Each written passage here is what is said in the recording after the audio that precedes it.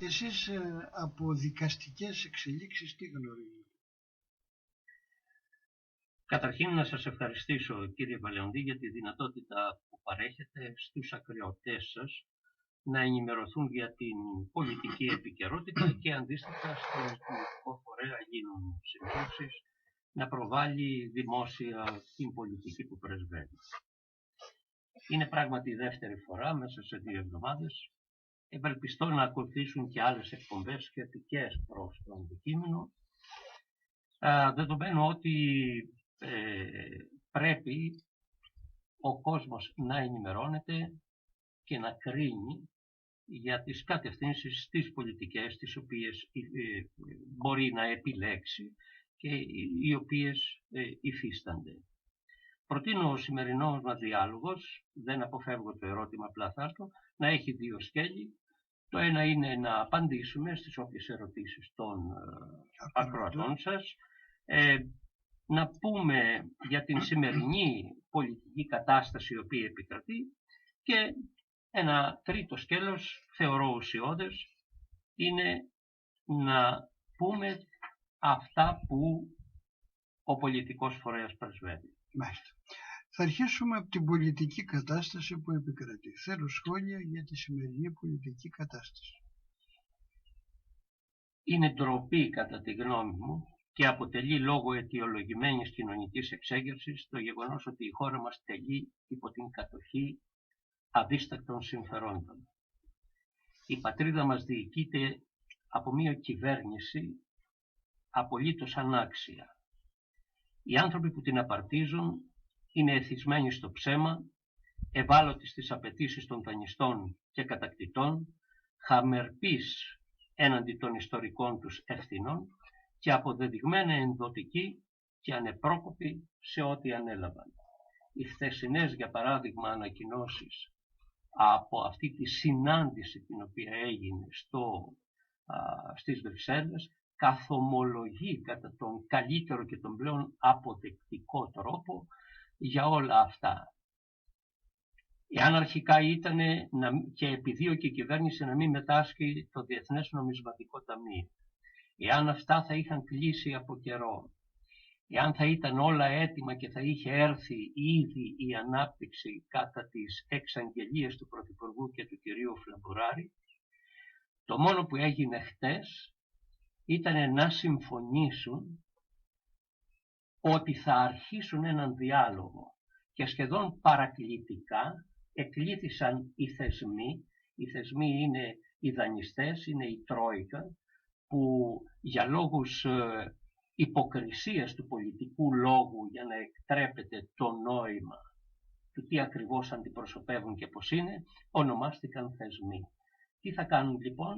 Επανέρχεται το Διεθνές Νομισματικό Ταμείο, απειλάγησαν οι πολιτικοί από οι Ευρωπαίοι πολιτικοί από όλες τις εντυπώσεις που θα δημιουργούσε μια κατάσταση σχετικά με τα δικά τους πολιτικά και εκλογικά δρόμενα, και μείναμε εμείς με αυτό που μας είπε διεξοδικά ο κύριος κυβερνητικός εκπρόσωπος χθες το βράδυ.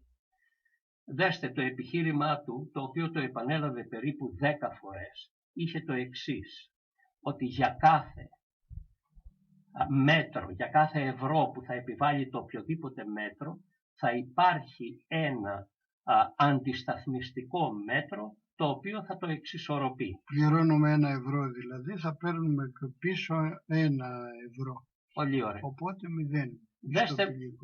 Δέστε πώς ο πολιτικός λόγος μπορεί να εκτρέπει το νόημα και φυσικά από μία σκοπιμότητα. Για να στρέψτε αυτό το οποίο λέει, παρότι νοηματικά καταλήγει στο ίδιο, ότι για κάθε ευρώ που θα παίρνει ο Έλληνας θα επιβάλλεται και 1 ευρώ ανταυτού προκειμένου να ισορροπεί. Άρα το δόγμα έχει 2 τρόπους να το προσεγγίσεις. Και δυστυχώς από την εμπειρία μας καταλαβαίνουμε και κατανοούμε ότι αυτό που θα ισχύσει είναι το αντίστροφο από αυτό που προσπαθούσε να μας πείσει εχθές ο κυβερνητικός. Ευχόμαστε αυτή μας η εκτίμηση να μην είναι σωστή και το σωστό να είναι ότι θα ωφεληθεί ο κόσμος. Οψόμετρα. Μάλιστα.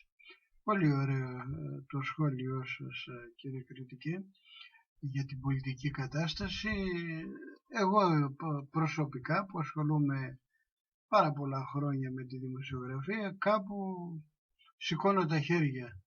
Ή μας κοροϊδεύουν αδίστακτα ή κάπου το πάνε. Ή δεν μας, και αυτό είναι γνωστό βέβαια, δεν μας κυβερνούν πια εκλεγμένοι από τον ελληνικό λαό, αλλά οι Ευρωπαίοι και όχι μόνο, και οι Αμερικάνοι. Τέλος πάντων, θα το δούμε. Τώρα, το δεύτερο σκέλος, το πολιτικό σας σχόλιο τελείωσε εδώ, Νομίζω ότι μπορούμε να προσθέσουμε κάποια πράγματα που έχουν να κάνουν με την καθημερινότητά μας. Όταν κοιτάξει κανείς την κοινωνία στα μάτια και αρχίζει να την ρωτάει για όλη αυτή την κατάσταση, τι θα σας πει? Η υγεία διαλύθηκε, αποδεδειγμένα. Πηγαίνετε στο νοσοκομείο και δέστε, ούτε καν πλαστικά πυρούνια δεν έχουν προκειμένου να τρώνε το φαγητό. Δεν μιλάω για το χαρτί υγείας και για άλλα τα οποία λείπουν. Είναι τραγικό. Η υγεία διαλύθηκε. Η παιδεία ποδοπατείται. Οι συντάξεις πετσοκόβονται. Η ανεργία μαστίζει. Οι νέοι Έλληνες εκδιώκονται από την πατρίδα τους. Και οι κουβαλημένοι από σκοπιμότητες και δόλο φερέλπιδες και απαιτητικοί μετανάστες καταλαμβάνουν σταδιακά τις θέσεις των Ελλήνων νέων που απέρχονται. Είναι τιμητικό αυτό για την Ελλάδα? Ασφαλώς όχι, δεν είναι καθόλου, διότι φεύγουν τα καλά μου γελά, μένουν τα δεύτερα και τρίτης κατηγορίες και επιπλέον έρχονται και οι λαθρομετανάστες, πρόσφυγες μετανάστες, δεν ξέρω πώς τους λένε αυτούς, οι οποίοι σιγά σιγά θα ενσωματωθούν στην κοινωνία, θα δημιουργήσουν και οικογένειες, ήδη βρίσκονται σε εξέλιξη πολλά ειδήλια, προτάσεις γάμων. Αυτοί θέλουν να πάρουν ντόπιες κοπέλες για να εδραιωθούν εδώ και θα τους δεις αύριο να είναι και ο γείτονάς μας κλπ. Αλλά είναι όλα άτομα χαμηλής πνευματικότητος, θα το έλεγα, διότι τα καλά μυαλά που έφυγαν από τη Συρία, αυτοί έφτασαν στη Γερμανία, είναι εδώ και χρόνια. Έχουν πάει επάνω και ζουν διαφορετικά. Εδώ μας έρχεται η Σάρα, η Μάρα και το κακό συναπάντημα, όπως λέμε. Λοιπόν, το μέλλον της Ελλάδος λοιπόν αβέβαιο. Έτσι το θεωρώ εγώ. Και όχι μόνο, αλλά προκειμένου να πραγματοθεί όλος αυτός ο σχεδιασμός, οι Έλληνες συσσωρεύονται καθημερινά στις ουρές της εφορίας να καταβάλουν τους αβάσταχτους φόρους που μας έχουν επιβληθεί και οι κουβαλημένοι μετανάστες συσσωρεύονται αντίστοιχα στα τραπεζικά τερματικά ITM, εισπράττοντας αγώγιστα το μισθό που τους έταξαν. Γιατί τους πληρώνουμε και από πάνω. Τους έχουμε εδώ και τους πληρώνει όχι βέβαια ο ελληνικός λαός, αλλά η Ευρώπη, που λένε μερικοί. Η Ευρώπη πού τα βρίσκει τα χρήματα? Ξέρετε πόσα χρήματα δίνει η Ελλάδα κάθε μήνα για να είναι στην Ευρωπαϊκή Ένωση? Αν μάθετε τα ποσά αυτά, τα οποία δεν τα λένε αλλά μπορούμε να τα βρούμε, θα εκπλαγείτε. Λένε ότι όλα τα έσοδα από το ΦΠΑ τα παίρνει η Ευρώπη. Γι' αυτό και δεν θέλει ούτε μειώσει το συντελεστών ούτε το ένα το άλλο. Για να βρισκόμαστε στην Ευρώπη. Δηλαδή μην νομίζετε ότι αυτά που λένε ότι 1 δις εκταμείευσε η Ευρώπη για την Ελλάδα για να κρατήσει τους λαθρομετανάστες, αυτά είναι ευρωπαϊκά χρήματα. Αν στο 1 δις λοιπόν, να ξέρετε ότι μερικά δεκάδες εκατομμύρια είναι και ελληνικά, είναι από μένα, από σένα και από τον Θεόχτιστο εδώ. Ορίστε, πάμε πιο κάτω. Και εδώ παίρνουν αυτά τα χρήματα μέσω των κρατικών ταμείων, όταν έρθει η ώρα της διάθεσής τους, τα δίνουν μέσω των ΜΚΟ. Μα εδώ είναι το μεγάλο φαγοπότη. είναι και όχι μόνο παίρνουν τα χρήματα, αλλά πουλάνε και αφεντηλίκι εδώ στις διάφορες αυτές που είναι. Εξουσία, υπεράνω κάθε εξουσία. Διότι έχουν λάβει. Αν δούμε εικονοπλαστικά την κατάσταση στη χώρα, αγαπητέ Νόντα, εκείνο που βλέπει κανείς είναι ότι η χώρα έχει μετατραπεί σε ένα αδιόρατο χωνί. Από τη μία το μεγάλο του μέρος μαζεύει από όλους τους Έλληνες και με κάθε αδίστακτο τρόπο και τα συσσωρεύει και τα διαθέτει από τον άλλο τρόπο εκεί όπου κατά κύριο λόγο δεν πρέπει να πάνε. Αυτή είναι μία τραγική εικόνα για το πώς έχουν εξελιχθεί τα πράγματα. Όλοι τα γνωρίζουμε αυτά, κύριε Κριτικέ, αλλά αντίδραση δεν μπορούμε να έχουμε. Δεν μπορούμε να κάνουμε αντίδραση. Δεν γίνεται. Η μόνη αντίδραση που κάνει ο ελληνικός λαός είναι δεν πληρώνω.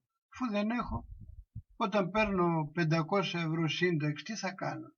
Θα πληρώσω το ρεύμα για να μην μου το κόψουνε και τα υπόλοιπα θα προσπαθήσω, αφού δεν έχω ενίκιο, να τα διαθέσω για το φαγητό. Για να συντηρηθώ, τίποτα άλλο. Και αφήνω τις υποχρεώσεις μου έξω, αφήνω με τα πάντα. Αυτή είναι η ζωή. Δεν υπάρχει πια ελεύθερος διαχειριστικός λογισμός. Ο λογισμός είναι όλος υπολογισμοί της ανάγκης. Και κάθε μέρα και περισσότερο κόβουν από εδώ, κόβουν από εκεί άνθρωποι, κόβουν από την άλλη και οδηγούνται σε μία πλήρη αφέμαξη τόσο των δυνατοτήτων τους, όσο και από τον νοικοκυριό τους, ό,τι είχαν επί τόσα χρόνια διατηρήσει και συσσωρεύσει.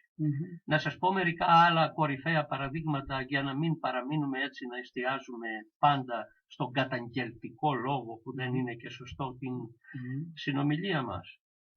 Ξεπουλάνε, κυριολεκτικά εκποιούν τον κρατικό πλούτο. Να τα πούμε επιγραμματικά.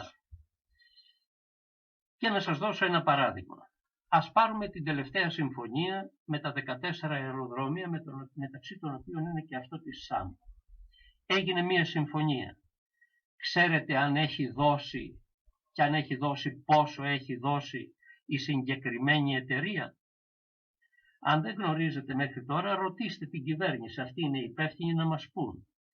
Εκείνο το οποίο έγινε γνωστό και διαμέσω των μέσων ενημέρωσης είναι ότι η συγκεκριμένη εταιρεία με τα πολλά κεφάλαια γυρεύει δάνειο από ελληνική τράπεζα προκειμένου να λειτουργήσει. Τι έκανε?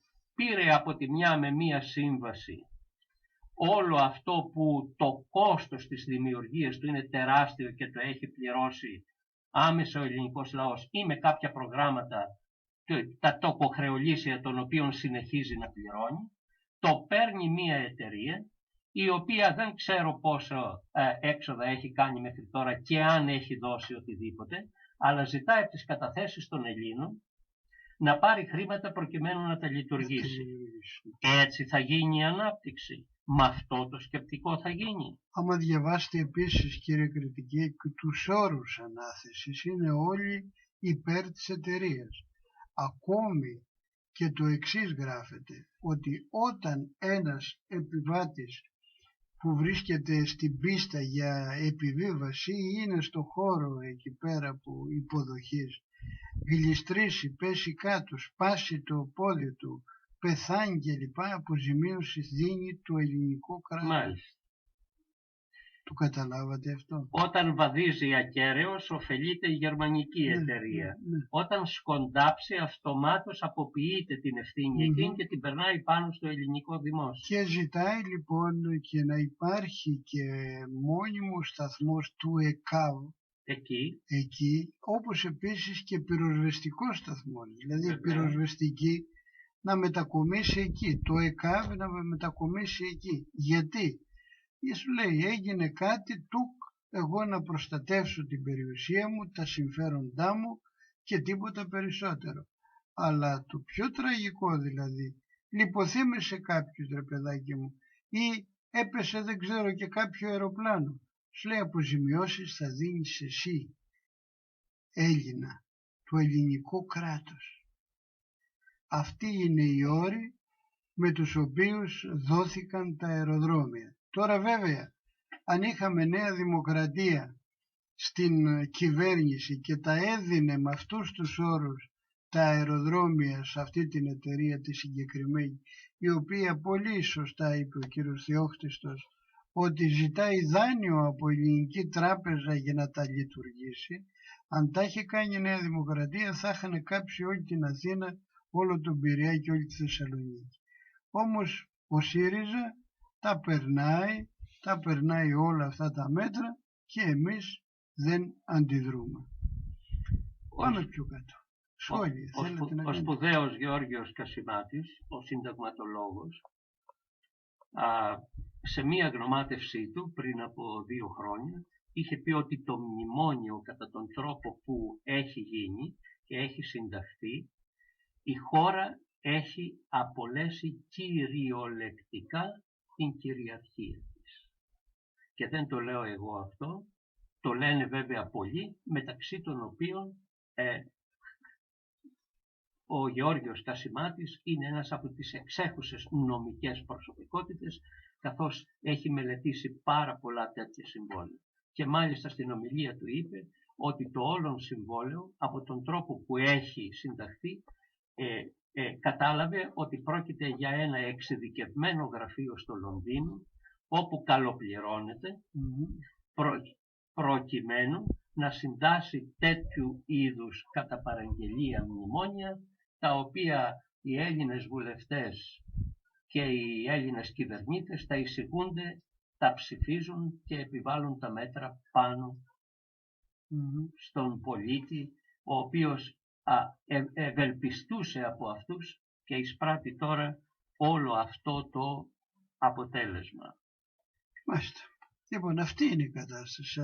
Όχι μόνο, αλλά υπάρχει και ένα πολύ σημαντικό το οποίο θέλω να τονίσω, έστω και αν δεν σταθούμε πολύ σε αυτό, βεβαίως να σας προσκομίσω και όσα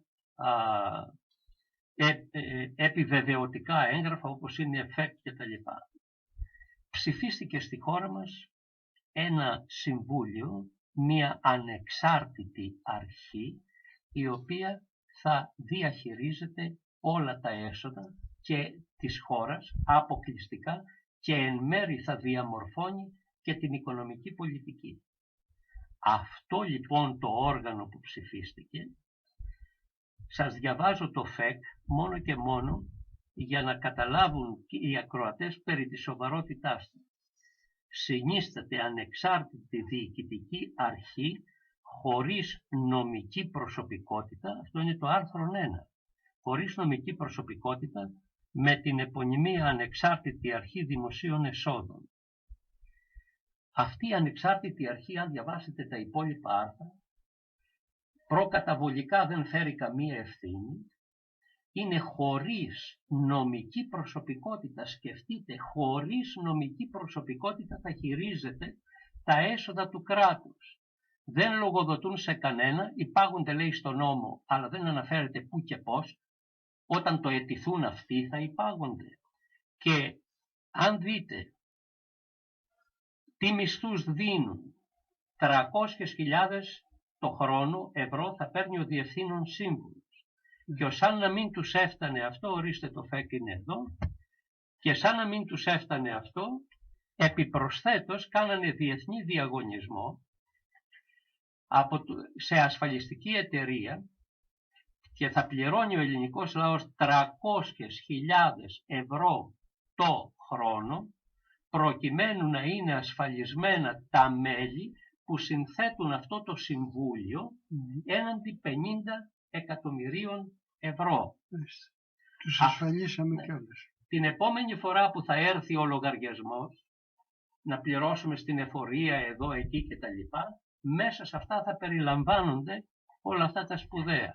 Και να σας πω κάτι πρόσθετο πάνω σε αυτό.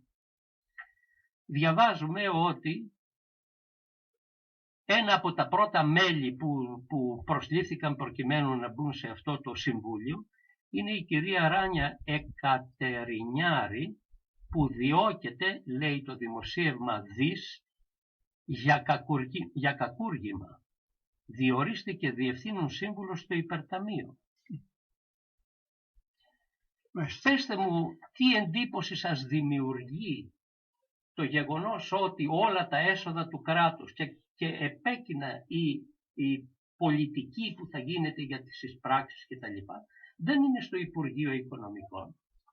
Είναι σε μία ανεξάρτητη αρχή χωρίς νομική προσωπικότητα. Εάν αυτό δεν είναι, επιτρέψτε μου τον όρο, προδοσία απέναντι στο λαό, τι είναι? Μάλιστα. Πολλά μπορούμε να πούμε και να λέμε όλη την ημέρα και όλη τη νύχτα πάνω στα θέματα αυτά. Θα μου πείτε τα κανάλια γιατί τα αποκρύβουν αυτά τα θέματα. Τα αναφέρουν αποσπασματικά γιατί τα κανάλια κάνουν το εξής. Απομονώνουν μία φράση ή δύο λέξεις και τα εξηγούν κατά το δοκούν. Αυτά τα λόγια τα εξηγούν. Εν πάση περιπτώσει, πολλά μπορούμε να πούμε για τη σημερινή πολιτική κατάσταση, αλλά ερχόμαστε στο διατάφτα, δηλαδή ο κύριος Σόρας έχει τη λύση για να απαλλαχτεί και να απαλλαγεί ο ελληνικός λαός από αυτή την κατάσταση. Δεν παρακάμπτω το ερώτημα, αλλά θεωρώ σημαντικό, χάριν των ανέργων, να πούμε εδώ κάτι το οποίο πρέπει να πληροφορηθούν. Ρίξτε μια ματιά στο ΦΕΚ 2671 στις 26 Πέμπτου του 16 που δημοσιεύεται η απόφαση 11.656.241. Τι λέει? Λέει ότι επιβάλλεται η πρόσληψη χιλιάδων μεταναστών με τον τίτλο επισήμως αναφέρει από τρίτες χώρες στο δημόσιο. Και όποιος αμφισβητεί αυτό να επικοινωνήσει με τον σταθμό για να πάρει όλα αυτά τα στοιχεία, να πάρει αντίγραφα. Να γνωρίζει γιατί το 25, το 30% των Ελλήνων δεν μπορούν να βρουν δουλειά. Για ξαναπείτε το αυτό. Έχω εδώ και το ΦΕΚ. Ναι, γι' αυτό ναι. Είναι το φύλλο 2671, 26 Πέμπτου του 16, στο οποίο δημοσιεύεται η απόφαση 11.656 κάθετος 241. Και εφόσον το ΦΕΚ λοιπόν είναι εδώ και αναφέρει τις αυτές, θα σας πω για μερικές περιοχές ενδεικτικά μόνο και μόνο για να ακουστεί. Νομός Καστοριάς. Εργάτες γης 50, εργάτες κτηνοτροφίας 100, σύνολο 150. Περιφερειακή ενότητα Κοζάνης, σύνολο 1100. Εργάτες, πάμε στη Φλόρινα, 8.000. Πάμε στην, για να δω άλλους νομούς εδώ, Φθιώτιδα, 397. Γρεβενά, 2.600. Αυτοί είναι οι λαθρομετανάστες που θα από τρίτες χώρες, κύριε Νόντα, από τρίτες χώρες. Όχι πρόσφυγες από τη Συρία δηλαδή. Όταν αναφέρεται σε τρίτες χώρες, ποιοι είναι αυτοί εκτός Ευρώπης, Ευρωπαϊκής Ένωσης που θα έρθουν να πιάσουν δουλειά? Θα έρθουν οι Αμερικάνοι, θα έρθουν οι Ρώσοι, ποιοι θα έρθουν? Αυτά λοιπόν θα πρέπει να γίνουν γνωστά στον κόσμο. Και αυτοί ποιος θα τους πληρώνει, το κράτος? Διαβάστε το ΦΕΚ παρακαλώ και θα δείτε από πού απορρέει έχοντας υπόψη τις διατάξεις κλπ. Οδηγεί και καταλήγει στο εξής. Μα ακόμη και αν δεν πληρώνονται από το δημόσιο, ακόμη και αν δεν θα πληρώνονταν από αυτό, το γεγονός ότι παρέχεται η δυνατότητα εργασίας σε όλο αυτό τον τεράστιο αριθμό δεν εκτοπίζει Έλληνες εις βάρος των Ελλήνων εργαζομένων. Εκεί είναι το ζήτημα. Μάλιστα. Συνεπώς λοιπόν υπάρχουν πάρα πολλά πράγματα τα οποία αμαυρώνουν την πολιτική ζωή στην Ελλάδα. Και θα μπορούσαμε να παριθμίσουμε ένα σωρό τέτοια γεγονότα, τα οποία είτε περνούν απαρατήρητα, είτε εσκεμμένα τα αποκρύβουν μερικοί. Τώρα η εφημερίδα της κυβερνήσεως το έγραψε αυτό, είναι νόμος του κράτους πλέον, τελείωσε η υπόθεση, αλλά δεν το ξέρει κανένας. Κι εγώ δηλαδή που ασχολούμαι με τα κοινά, πρώτη φορά τα ακούω. Γι' αυτό το λόγο, επειδή διαβάζετε, κύριε κριτικέ, εγώ σας προτείνω έστω και τηλεφωνικά κάθε τόσο να βγαίνετε στον αέρα και να μας λέτε τέτοια πράγματα για να τα μαθαίνουμε, που μπορείτε και ασχολείστε με αυτά. Πρόταση ήταν αυτή. Σχετικά με το ερώτημά σας προηγουμένως. Τίθεται ένα ζήτημα όταν βλέπει κανείς όλη αυτή την κατάσταση να διεξάγεται. Και όταν έχει λόγους να ανησυχεί για το παρόν και το μέλλον. Όταν βλέπει τα παιδιά του και τα παιδιά της γειτονιάς και τα παιδιά της ιδιαίτερης πατρίδας του και της χώρας να φεύγουν. Όταν όλο αυτό, η τεράστια δαπάνη από τις οικογένειες και από τον κρατικό προϋπολογισμό αποτελεί εξαίρετο εργατικό προσωπικό το οποίο πάει και δουλεύει αλλού. Τις ασφαλιστικές εισφορές στην Ελλάδα ποιος θα τις πληρώσει. Ωραία. Και ξέρετε το έχω στα συνημένα μου εδώ για να σας το αναφέρω αργότερα. Αλλά εν πάση περιπτώσει μια και το έφερε ο λόγος. Για ρωτήστε με την εμπειρία σας, κύριε Βαλεοντή, πόσες χιλιάδες συντάξεις δίνει το ΙΚΑ σε αλλοδαπούς των οποίων δεν γνωρίζει ούτε καν τη διεύθυνση. Και πώς πάνε τα χρήματα, τα καταθέτει στους λογαριασμούς. Τα καταθέτει στους λογαριασμούς. Οι άνθρωποι αυτοί, υπάρχει μελέτη του ΙΚΑ, οι άνθρωποι αυτοί έχουν πάρει σύνταξη με 300 ένσημα. Όταν ο Έλληνας χρειάζεται 10.500, θέλει 30-40 χρόνια δουλειάς, του επιβάλλουν στο τέλος να αγοράσει και κάποια τα οποία είναι πλασματικά και άλλα τέτοια τεχνάσματα, του στρατού και άλλα, προκειμένου να συσσωρεύσουν όλα αυτά τα χρήματα για να τα διαθέσουν πού? Εκεί που το δικαιούται και θα έπρεπε να πάρει αυτός που πληρώνει χρόνια, είναι δυνατόν να πάνε εκεί? Σας δίνω ένα δημοσίευμα λοιπόν ενός πολύ έγκριτου οικονομολόγου και δημοσιογράφου, ο οποίος λέει: δίνουμε 2 δις ετησίως για παράνομες συντάξεις σε αλλοδαπούς και σε 77.718 άτομα αδιευκρίνιστης υπηκοότητας σύμφωνα με το ίδιο το ΙΚΑ. Αν αυτό είναι πολιτική κατάσταση στην χώρα, θα πρέπει να αναρωτηθούμε. Και όλα αυτά γίνονται από μια αριστερή κυβέρνηση, υποτίθεται. Κατά δήλωση. Ναι. Ευχαριστώ που τονίσατε το υποτίθεται, διότι θα τρίζουν τα νεκροταφεία ολόκληρα και η ελληνική ιστορία όταν όλοι εκείνοι οι άνθρωποι οι οποίοι θυσιάστηκαν για την ιδεολογία. Είναι αυτοί οι οποίοι πέστησαν όλα αυτά για να έρθει κάποιος που πιστεύω από σκοπιμότητα έχει μπει εκεί με σκοπό να αλλοιώσει αυτή την έδρα ώστε να μην έχει ο κόσμος που κεφαλίζει φιλίνει. Πάμε τώρα στο άλλο το θέμα το οποίο μας καίει.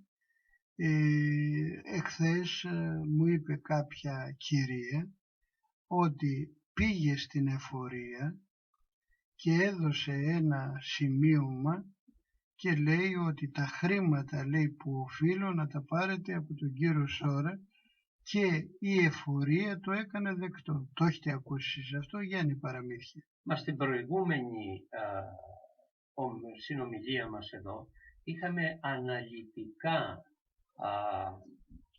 αναφερθεί στο πώς ακριβώς γίνεται αυτή η διαδικασία.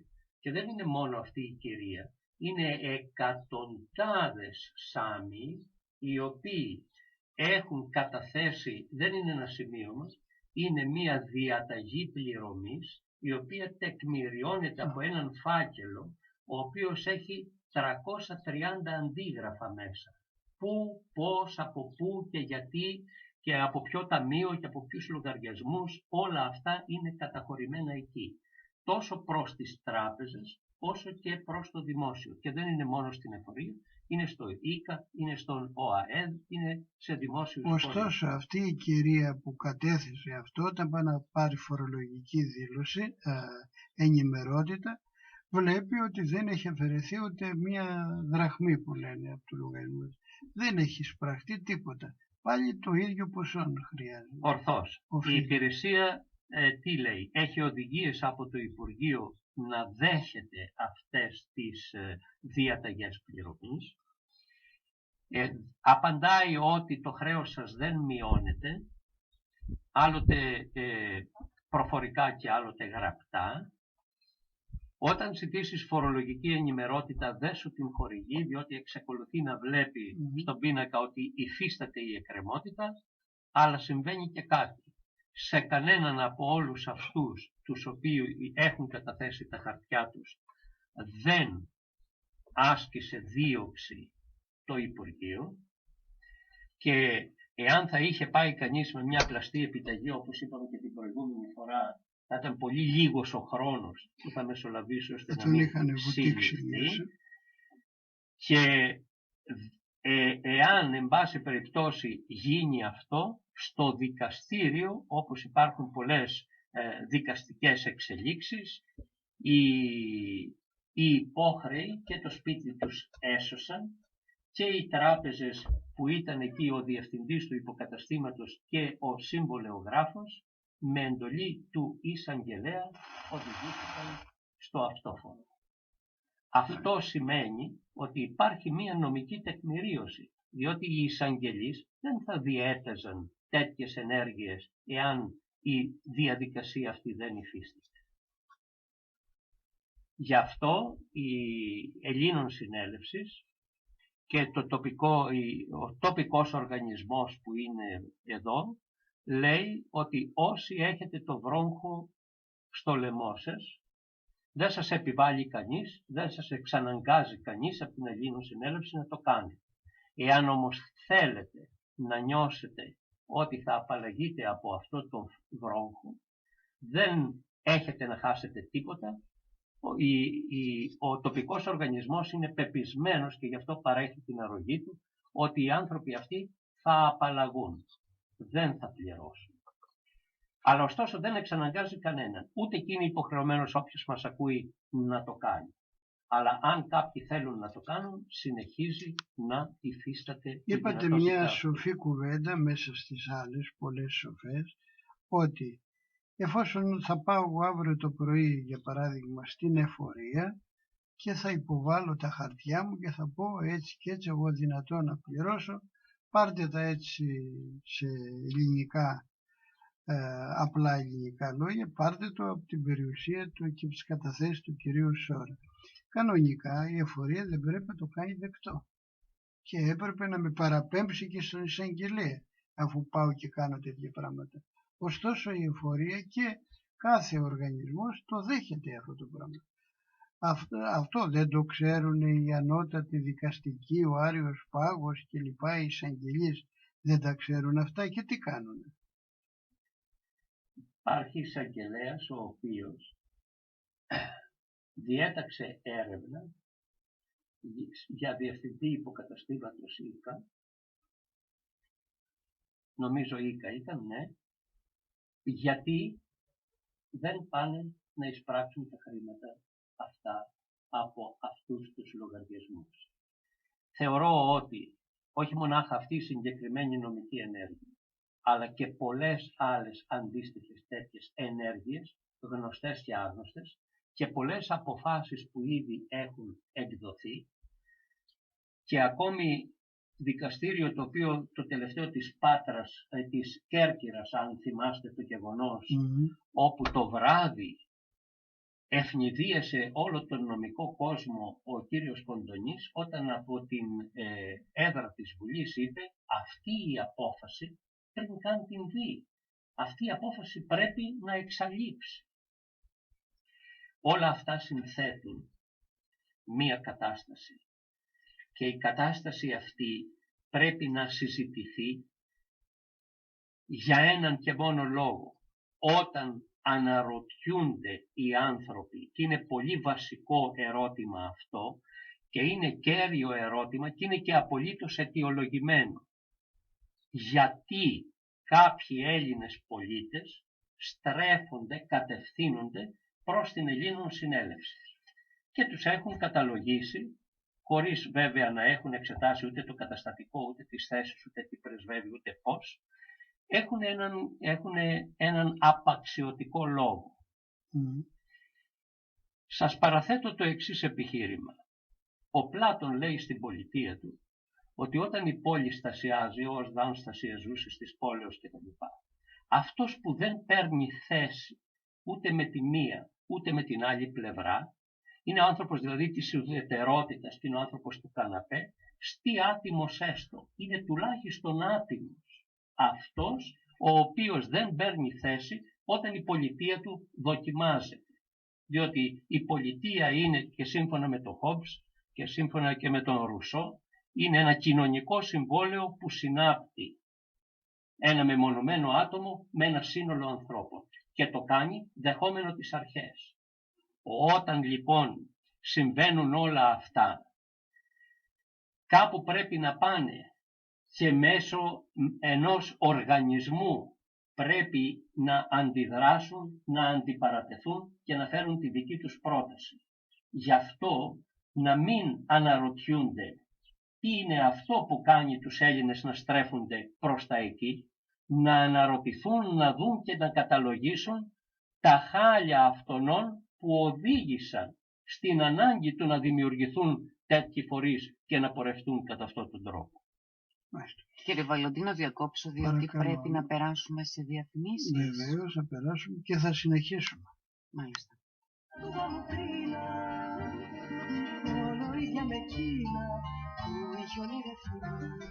Τσιποροτοκαλί.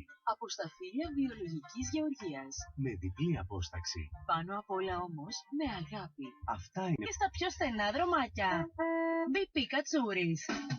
Υγρά καύσιμα εξαιρετικής ποιότητας με την υπογραφή της BP. Άμεση και άψογη εξυπηρέτηση με προτεραιότητα τις απαιτήσεις σας. Πρατήριο υγρών καυσίμων BP Κατσούρης στο Καρλόβαση. Κάντε τις παραγγελίες σας τώρα στο 2273 0 30 200. BP Κατσούρης. Η επιλογή σας και το χειμώνα. Στέκει να θέλεις να συναντήσεις τους φίλους σου. Στέκει. Στέκει να θέλεις το πιο ποιοτικό φαγητό. Στέκει. Στέκει να θέλεις έναν χώρο οικείο με πανοραμική θέα το Καρλόβαση και το Καστρί. Στέκει.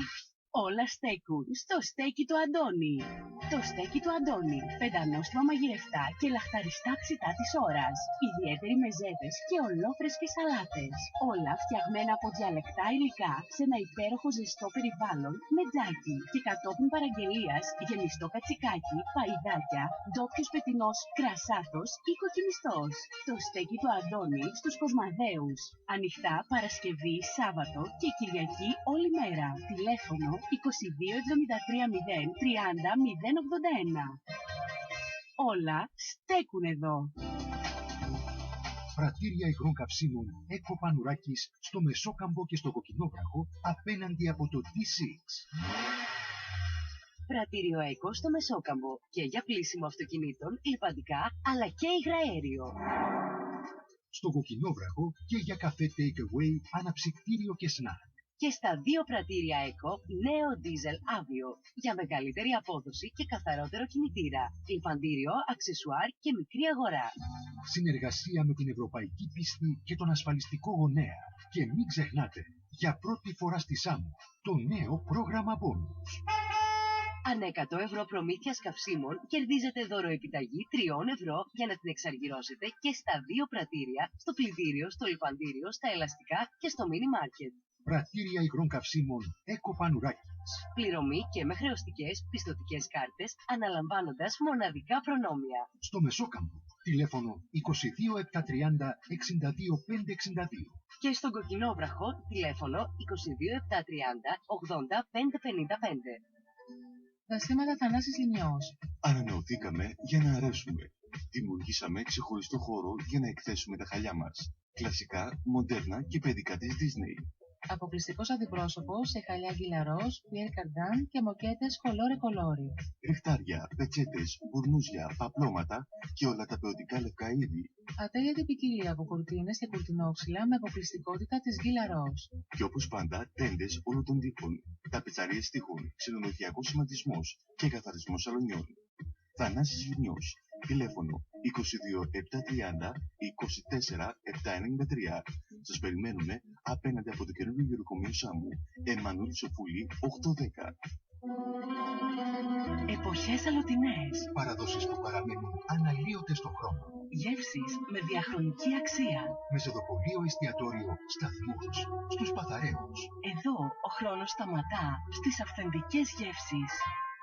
Παραδοσιακοί μεζέδες και πιάτα από εκλεκτά, αγνά υλικά. Κατσικάκι στο φούρνο και γουρουνόπουλο σούβλας κατόπιν παραγγελία σας. Καθημερινά κοντά σας από τις 9 το πρωί ως τη 1 το βράδυ. Και κάθε Σάββατο μετά τις 8 το βράδυ ζωντανή μουσική. Μεζεδοπολείο εστιατόριο Σταθμός, στους Παθαραίους. Τηλέφωνο 2273 0 41 545. Κάποιες απολαύσεις αντέχουν στο χρόνο. Ένα ταξίδι στα είδη δώρων, συντροφιά με τις πιο ιδανικές λύσεις. Ιδανικό σπίτι στο Καρλόβαση. Δημιουργήστε ένα πανέμορφο σκηνικό στο σπίτι. Διακοσμήστε άψογα το προσωπικό σας χώρο. Επιλέξτε δώρα με γούστο. Για κάθε εποχή, για κάθε ηλικία, για κάθε περίσταση. Μοιηθείτε στο απόλυτο design μέσα από είδη σπιτιού και μικροαντικείμενα υψηλής αισθητικής. Ιδανικό σπίτι. Μοναδικές πρωτότυπες ιδέες για δώρα. Λίστα γάμου, είδη σπιτιού, μικροαντικείμενα.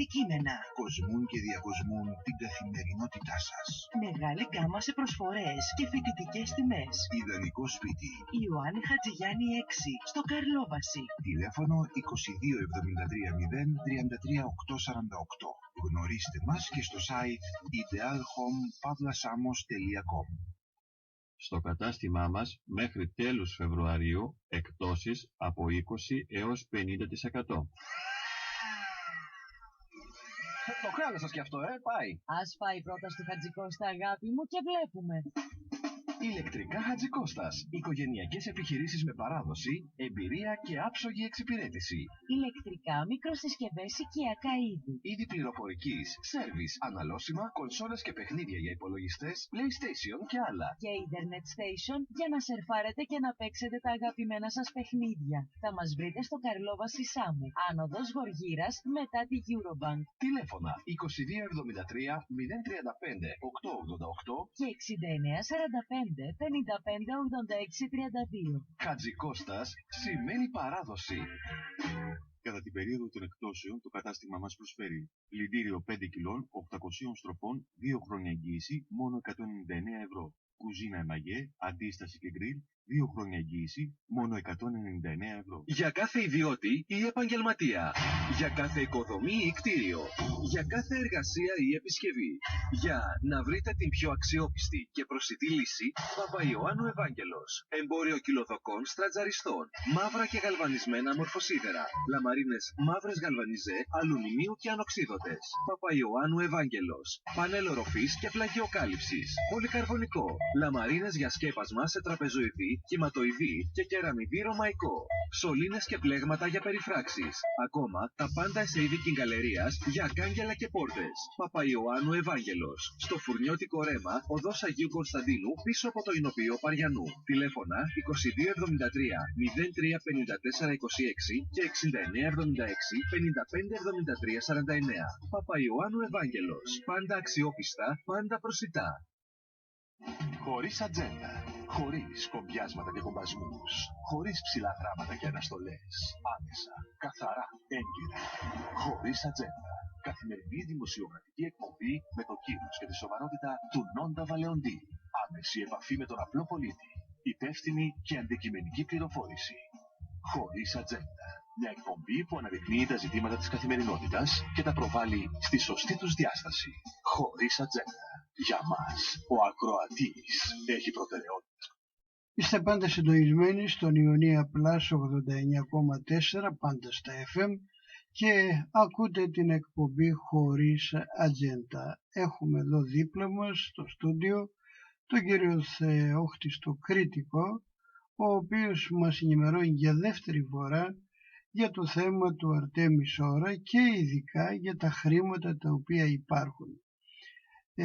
Θα τον κρατήσουμε ακόμη 10 λεπτά και νομίζω ότι θα του ξαναδώσουμε την ευκαιρία. Είναι πάρα πολύ διαβασμένος, μιλάει με ντοκουμέντα, με στοιχεία, με αριθμούς, με εφημερίδες της κυβερνήσεως και τα τι αυτά. Κύριε Κριτικέ, κόμμα υπάρχει τώρα με Ελληνοσυνέλευση? Ασφαλώς, το Σεπτέμβρη του... Καταρχήν να σας εξηγήσω πώς έχει η δομή. Στην Σάμο, για παράδειγμα, υπάρχει ένας οργανισμός πολιτικός. Ονομάζεται επιμέρους Ελλήνων Συνέλευσης, ομοίωση του ονόματος του κεντρικού φορέα. Όταν είχαν δημιουργηθεί περίπου 110 τέτοιοι ανεξάρτητοι, τονίζω το ανεξάρτητοι οργανισμοί πολιτικοί ανά την περιφέρεια της Ελλάδας, τότε όλοι μαζί αυτοί είπαν πρέπει να συγκροτήσουμε έναν ενιαίο φορέα. Το Σεπτέμβρη του 2015 στον Άριο Πάγο κατετέθη αυτή η πρόταση και ασφαλώς επειδή πληρούσε όλες τις προϋποθέσεις υπάρχει ένας κεντρικός πολιτικός φορέας, ένας κεντρικός αναγνωρισμένος δηλαδή, ο οποίος και από ενσυνείδητη τοποθέτηση δεν λέει ότι είμαστε πολιτικό κόμμα, λέει ότι είμαστε πολιτικός φορέας.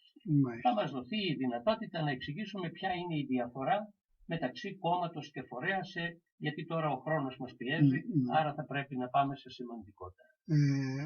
Εγώ θα μείνω για λίγο εδώ, δηλαδή σε περίπτωση που γίνουν αύριο εκλογές, προκηρυχθούν εκλογές, θα συμμετέχει αυτό ως κόμμα, αυτός ο πολιτικός φορέας? Σύμφωνα με δηλώσεις που έχω ακούσει, ενδέχεται να το κάνει, να μετέχει.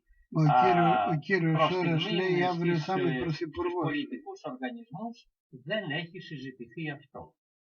Μάλιστα. Αυτό που ισχυρίζεται ο κύριος Σόρας ότι αύριο που θα είμαι πρωθυπουργός και θα πάρω 37 και 40%, αυτό γιατί το ισχυρίζεται?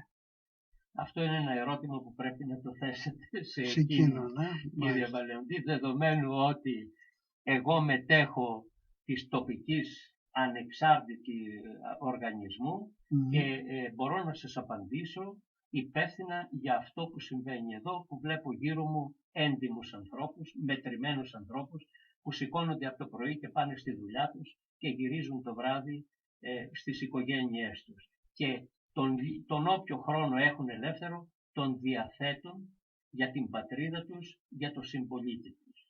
Αυτό είναι το έργο που εμείς παράγουμε και με βάση αυτό προχωράμε. Αυτή η τεράστια περιουσία ανήκει στον κύριο Σόρα και πού τη βρήκε αυτή την περιουσία? Ο κύριος Σόρας δεν είπε ποτέ ότι είναι ο ιδιοκτήτης. Ο κύριος Σόρας λέει ότι είναι διαχειριστής. Για να είναι κανείς διαχειριστής σημαίνει ότι υπάρχει από πίσω μια εταιρεία, ένας οργανισμός, κάτι, ο οποίος έχει έναν άνθρωπο που πρέπει να τρέχει για να κάνει αυτές τις δουλειές. Είναι ο διαχειριστής. Όπως σε μια ΟΕ, σε μια ΕΠΕ, σε μια ΙΚΕ έχουμε έναν διαχειριστή. Συνεπώς, αφού εξισορροπηθεί... Πίσω από τον κύριο Σόρα υπάρχουν άλλοι? Πίσω από τον κύριο Σόρα υπάρχουν κάποιες εταιρείες. Εγώ δεν είμαι ο καταλληλότερος να σας το ερμηνεύσω και να σας το εξηγήσω αυτό. Υπάρχουν όμως έγκυροι νομικοί που είναι στον κεντρικό φορέα, η κυρία Χαραλάμπος, η κυρία Γιώργοσοπούλου και άλλοι νομικοί, οι οποίοι μπορούν να σας δώσουν όλες αυτές επακριβώς τις πληροφορίες που χρειάζεστε. Αυτοί οι νομικοί είναι έμιστοι, παίρνουν τα χρήματά τους. Είναι και ο νομικός είναι άμεστα μέλη που μετέχουν του πολιτικού. Και ο νομικός υπερασπίζεται και τον εγκληματιακό, με άσχετα και αν ξέρει ότι είναι εγκληματιακό. Επί του συγκεκριμένου διαφωνώ, διότι παρακολουθώ τα κείμενα και τις νομικές εργασίες των ανθρώπων και δεν πρόκειται για έμιστους υπαλλήλους που θα βγάλουν γνωματεύσεις. Και εν πάση περιπτώσει δεν νομίζω ότι ένας επιστήμονας θα διασύρει το κύρος του όταν προβάλλεται δημόσια και διεκδικεί τέτοιες θέσεις κατά αυτόν τον επέσχυντο τρόπο. Όταν έγινε για πρώτη φορά ένα δικαστήριο εκεί στο Μονομελές, παρουσιάστηκαν τραπεζίτες από την Αμερική και πιστοποίησαν ότι υπάρχουν αυτά τα λεφτά. Ασφαλώς, και υπάρχει όλη η δικογραφία και οποιοσδήποτε ενδιαφέρεται, παρακαλώ να έρθει στο γραφείο μας, στη Θεμιστοκλή Σοφούλη 105, να πάρει ένα αντίγραφο της απόφασης, όπου εκεί είναι όλη η διαδικασία, ποιοι ήρθαν από τον Καναδά, από ποια τράπεζα, τι υπεύθυνη θέση είχαν, ποιες βεβαιώσεις προσκόμισαν, προκειμένου να πάρθει αυτή η απόφαση. Πιστεύετε ότι μία πρωτοδίκης των Αθηνών θα τολμούσε να πάρει μία απόφαση κατά αυτόν τον τρόπο? Μα είναι έξυπνα γραμμένη. Δεν ξέρω αν την έχετε μπροστά σας, να μας τη διαβάσετε, να την ακούσει. Είναι έξυπνα παρμένη. Δεν λέει ότι τα χρήματα ναι υπάρχουν κλπ. Η απόφαση λέει ότι δεν διασπείρει ψευδείς ειδήσεις. Ναι. Διαφωνώ. Εάν διαβάσετε την απόφαση, το κατονομάζει απολύτως και μάλιστα σε δύο σκέλη. Στο πρώτο σκέλος λέει γιατί κατηγορείται. Ο κύριος Γεωργιάδης, που προκάλεσε αυτή την μήνυση, έμεσα αλλά σαφώς, κατηγορώντας, απέδωσε συγκεκριμένες καταγγελίες, μεταξύ των οποίων ήταν ότι λέει ο κύριος Σόρας ότι έχει καταθέσει 600 δις ευρώ και υπέρ του κυρίαρχου ελληνικού λαού. Και επειδή αυτά τα χρήματα δεν υπάρχουν, κατά συνέπεια ψεύδεται και παρασύρει τον κόσμο. Ναι, αυτή ήταν η κατηγορία. Αυτή ήταν η κατηγορία, Μάλιστα. η οποία καταγράφεται όλο στο μπροστινό μέρος της δίκης. Δικάζεται λοιπόν ακριβώς για αυτά. Και ενώ για διασπορά ψευδών ειδήσεων, ναι. Έτσι. Και είναι αναγκασμένος όλοι αυτοί οι οποίοι τεκμηριώνουν με όλα αυτά τα έγγραφα της τράπεζας, τις μαρτυρίες τους κτλ. Ότι τα χρήματα είναι εκεί και αναμένουν την εκταμείευσή τους. Μάλιστα την πρώτη φορά είχαν μπει και όροι. Είχαν μπει όροι να διερευνηθεί πώς προέκυψε το χρέος. Επειδή δεν πήγαιναν να πάρουν αυτά τα χρήματα, με δεύτερη πράξη αφαιρέθηκαν αυτοί οι όροι και απελευθερώθηκαν εντελώς. Ούτε και τώρα πηγαίνουν να τα πάρουν. Στεκόμαστε όμως στη δικαστική απόφαση. Το δικαστήριο, που ήταν και η πρόταση του εισαγγελέα και η απόφαση του δικαστηρίου, είναι ότι εφόσον από τη μία πλευρά του κατηγορουμένου έρχονται όλοι αυτοί οι εξειδικευμένοι υπεύθυνοι άνθρωποι και δηλώνουν ότι πράγματι τα χρήματα αυτά υπάρχουν, ορίστε είναι εδώ, πάρτε τα έγγραφα. Από την άλλη, ο κύριος Γεωργιάδης και όλο το πολιτικό σύστημα που εκπροσωπεί, τι έκαναν εκείνη την ημέρα? Δεν πήγαν στο δικαστήριο. Μα είναι δυνατόν για ένα τόσο σοβαρό θέμα? Τι έκανε? Πήγε και βρήκε γιαγιάδες και παππούδες και τους χτύπαγε την πλάτη να μαζέψει ψήφους την ημέρα εκείνη? Πού έπρεπε να είναι? Γιατί έπρεπε να είναι εκεί? Γιατί πληροφορήθηκε ότι τα χρήματα υπάρχουν, μην πας τα ξεφτυλιστείς. Και εν πάση περιπτώσει, όταν βγήκε η απόφαση, είχε δικαίωμα πρώτα 10 ημερών και μετά 1 χρόνου να ασκήσει έφεση όταν δημοσιεύτηκε. Έχουν περάσει από τότε σχεδόν 4 χρόνια. Γιατί όλο αυτό το διάστημα δεν βρέθηκε ένας να το αμφισβητήσει? Ναι. Και κατέληξε τώρα την απόφαση ότι η εισαγγελέας του Αρείου Πάγου άσκησε έφεση υπέρ του νόμου ως δικαιούται και είχαν δεσμευτεί, και ο κύριος Κοντονής, αν θυμάστε από την τηλεόραση, είπε εντός των ημερών θα βγούμε και θα σας δώσουμε μία οριστική απάντηση.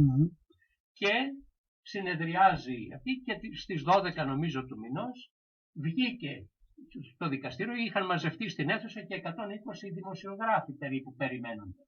Ποια ήταν η ανακοίνωση που έκανε ο Άρειος Πάγος, κύριε Νόντα? Είπε ότι μας λείπουν στοιχεία Και για τον λόγο αυτό δεν θα εκδοθεί τώρα απόφαση, θα συνεχίσουμε να την μελετάμε προκειμένου να εκδοθεί.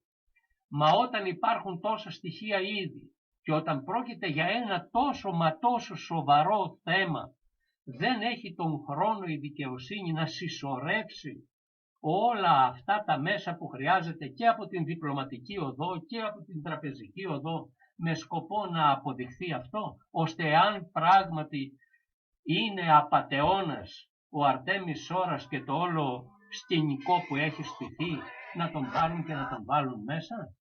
Και γιατί όταν τους λέει ελάτε κύριοι στην Τράπεζα Ελλάδος αύριο το πρωί, φέρτε τον εισαγγελέα και φέρτε και την κλούβα και να έρθει ο Υπουργός Οικονομικών που είναι απαραίτητος εκεί και ο κύριος Στουρνάρας, και αν σε 10 λεπτά δεν έχουν κατέβει αυτά τα χρήματα μέσα εδώ, τότε να με συλλάβετε και να με δικάσετε. Αλλά ξέρετε κάτι άλλο? Για δέστε τον κρατικό προϋπολογισμό. Έχουν ενσωματωθεί μέσα αυτά τα χρήματα?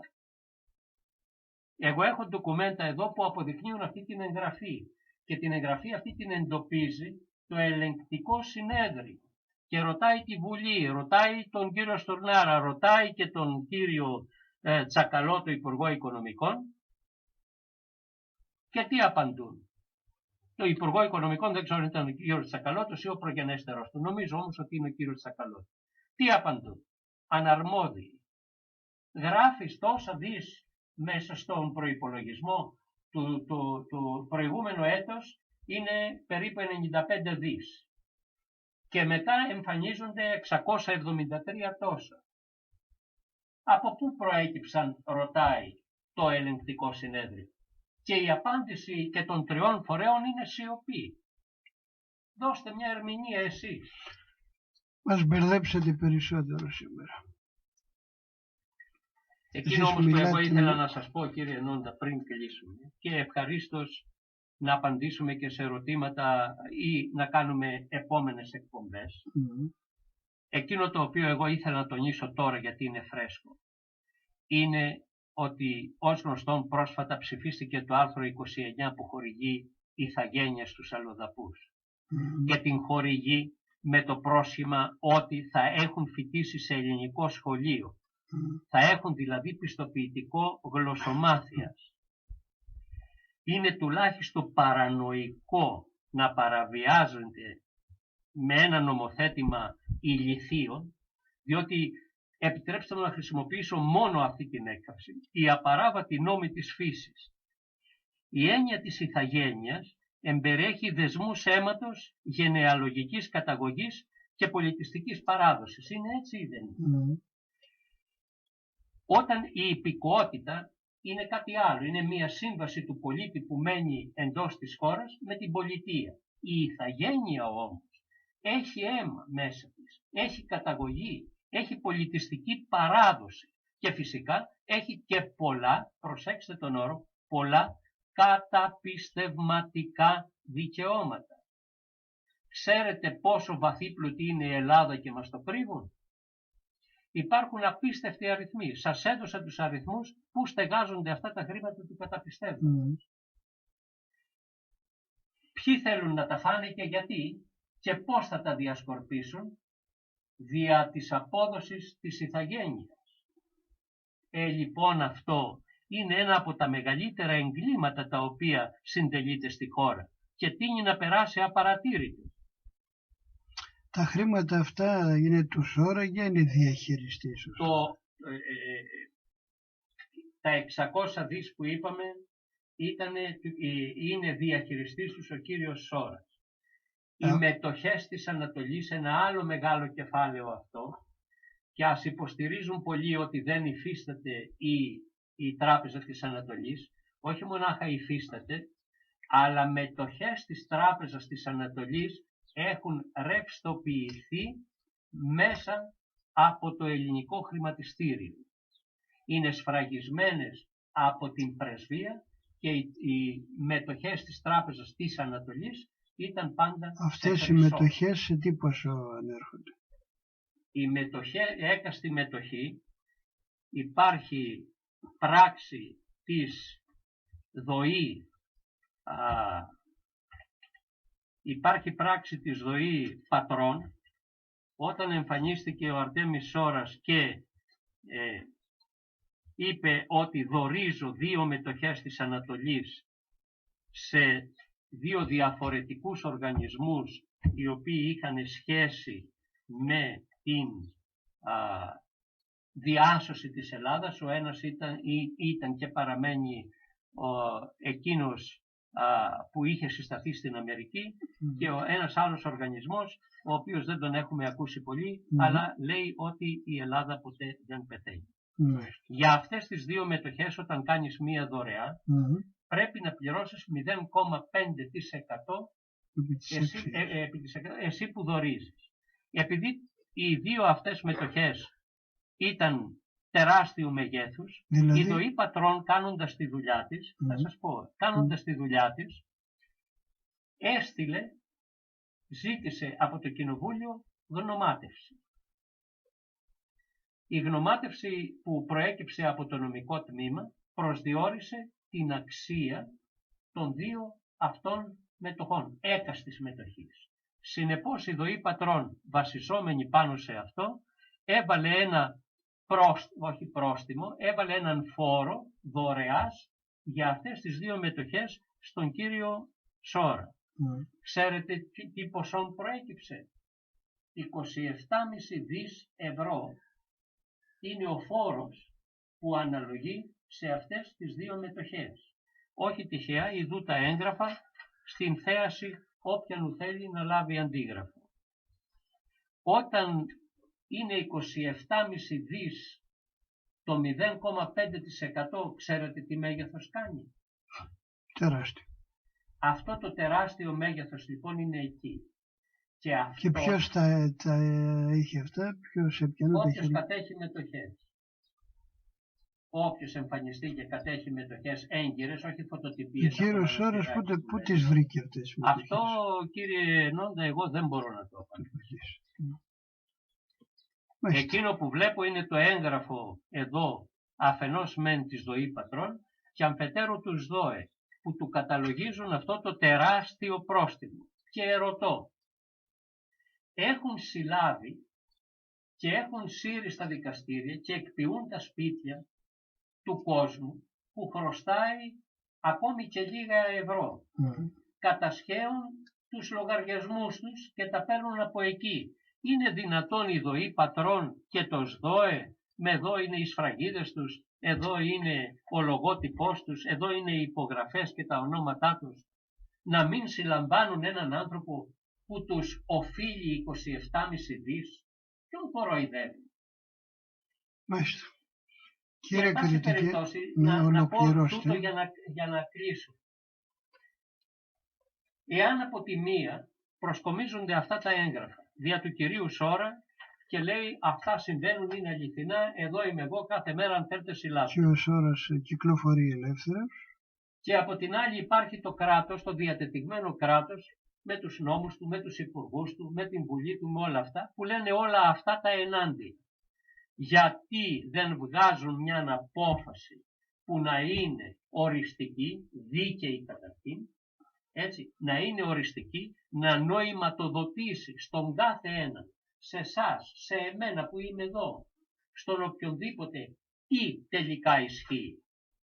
Είναι πράγματι ο Σόρας τους προκαλεί, λέει ειδού είμαι εγώ, ελάτε να με συλλάβετε. Το κράτος λέει θα το κάνουμε, αλλά οι θεσμοί διαμέσω των οποίων θα γίνει αυτό χρειάζονται όλο ένα και περισσότερα στοιχεία και περισσότερα στοιχεία και ποτέ δεν καταλήγουν μέχρι τώρα. Ας το ξεκαθαρίσει, αυτό είναι υποχρέωση της πολιτείας, ώστε εάν κάποιοι άνθρωποι έχουν διασυρθεί, έχουν εμπλακεί, έχουν μπερδευτεί όπως λένε στην υπόθεση Σόρα, να ξεκαθαρίσει αυτό. Αλλά όσο δεν το κάνουν, στο καφενείο που είναι, πάει ο άνθρωπος και κουβεντιάζει εκεί, ξέρετε τι λέει κύριε Νόντα? Υποπτεύονται ακόμη και συμπαιγνία. Και αυτό είναι μια ορθή παρατήρηση. Οφείλει η πολιτεία αυτό να το διευκρινίσει, ώστε να αποεμπλέξει αν έχουν εμπλακεί όλοι, ή να παραδεχθεί όλα αυτά τα λάθη που έχει κάνει η πολιτεία και να βγάλει το βρόγκο από το λαιμό των Ελλήνων. ευχή κάνουμε ο κύριος Ώρας ποτέ να μη συλληφθεί και να αποδειχθεί ότι όντως έλεγε αλήθεια, να συλληφθούν όμως εκείνοι οι οποίοι σήμερα μας έχουν φέρει στο αμήν. Δεν ξέρουμε τι μας γίνεται τη στιγμή κατά την οποία υπάρχουν χρήματα όχι μόνο να εξοφληθούν οι διεθνείς τοκογλύφοι, αλλά να ζήσει και ο ελληνικός λαός άνετα. Υπάρχουν αυτά τα χρήματα. Ίσως τις διάνοιες κάθε όλων των ακροατών να έχουν δημιουργηθεί πολλά ερωτηματικά. Και στα δικά μου και στη δική μου διάνοια το ίδιο συμβαίνει. Ωστόσο ο κύριος κριτικός, όπως ανέφερα εισαγωγικά, δεν είναι κάποιος τυχαίος άνθρωπος εδώ. Όσοι τον ξέρετε και όσοι τον ακούτε βέβαια, τον αγαπάτε πιο πολύ για πολλά και διάφορα θέματα. Ελπίζουμε λοιπόν ότι θα βρεθεί κάποια άκρη. Το ερώτημα είναι, ο εισαγγελέας του Αρείου Πάγου, η πρόεδρος του Αρείου Πάγου, οι εισαγγελείς οι πιο κάτω από αυτούς, οι δικαστές κλπ. Γιατί δεν έχουν βρει τόσο καιρό τα στοιχεία εκείνα, τα ενοχοποιητικά, να τελειώνουμε αυτή τη δουλειά? Ασφαλώς δεν έχουν τέτοια στοιχεία και δεν θέλουν να τα πούν και στον ελληνικό λαό. Δηλαδή να πούνε ότι ναι, τα χρήματα υπάρχουν, πληρώνουμε και τελειώνουμε. Μακάρι να συμβεί αυτό. Κύριε Κριτικέ, σας ευχαριστώ που ήσασταν εδώ. Εγώ σας ευχαριστώ. Θα σας προσκαλέσουμε και πάλι. Πάμε σε διαφημίσεις και θα επανέλθουμε σε λίγα λεπτά.